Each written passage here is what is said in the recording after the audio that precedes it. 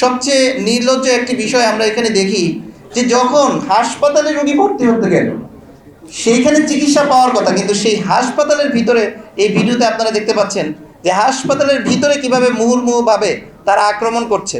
এই দৃশ্য আমার লাইফ টাইমে, আমার অ্যাজ এ ডক্টর হিসেবে প্রায় 16 বছর আমি এই দৃশ্য কখনো দেখি নাই যে হাসপাতালের ভিতরে ভর্তিকৃত মানুষকে, রুগীদেরকে এইভাবে হামলা করা হয়। নির্লজ্জ এই সেই হামলার আমরা চাক্ষুষ সাক্ষী সেখানে ছিলাম। অত্যন্ত চাপের মধ্যে কিন্তু তখন ডাক্তারদেরকে চিকিৎসা দিতে হয়েছিল। মানে রুগীরা ফ্লোরের মধ্যে শুয়ে পড়েছে, তাদেরকে মানে যেইভাবে আসলে চিকিৎসা যেই গ্রামারে দেওয়া দরকার সেই গ্রামের কিন্তু আসলে সেই সময় আমরা চিকিৎসা দিতে পারিনি, কারণ এত বেশি ক্যাজুয়ালিটি একের পর এক আসতেছিল।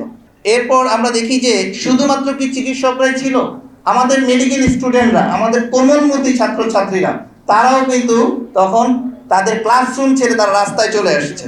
তাদের রাস্তায় আসার কথা ছিল না, কিন্তু তারা প্রতিবাদী হয়ে যখন 3রা আগস্ট 2024 শহীদ মিনারে তারা জড়ো হয়েছে। তারপরে হচ্ছে প্রত্যেকটা মেডিকেল কলেজ থেকে অনেক ক্ষেত্রে ছাত্ররা নামতে পারেনি, কারণ সেখানে সেই সময়কার ছাত্র সংগঠন প্রবল থ্রেট দিয়ে যাচ্ছিল। ছাত্রীরা সাহসী ভূমিকা সেখানে পালন করেছে, কিন্তু সেখানেও আমরা কি দেখলাম, সেই ছাত্রীদের উপরে তারা নির্লজ্জভাবে হামলা করলো, তাদের হিজাব টেনে নেওয়া হলো, তাদের মস্তিষ্কে আঘাত করা হলো।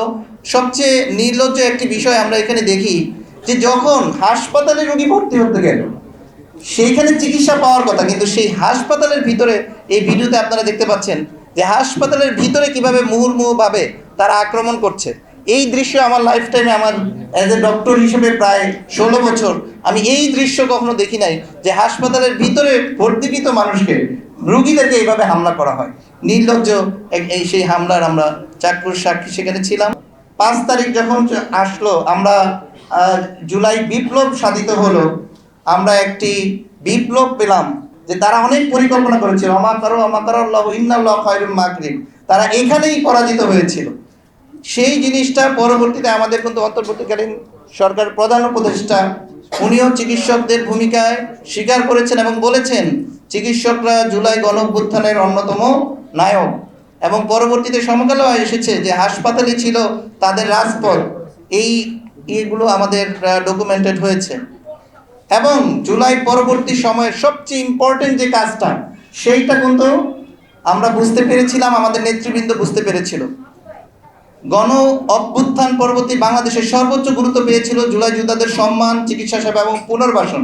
সেই জন্যই আমাদের আমিরে জামাত উনি 8ই আগস্ট ঢাকা মেডিকেল কলেজে কিন্তু আসেন, আমরা ওনাকে ফ্লোরাল রিসিপশন দিতে পেরেছিলাম।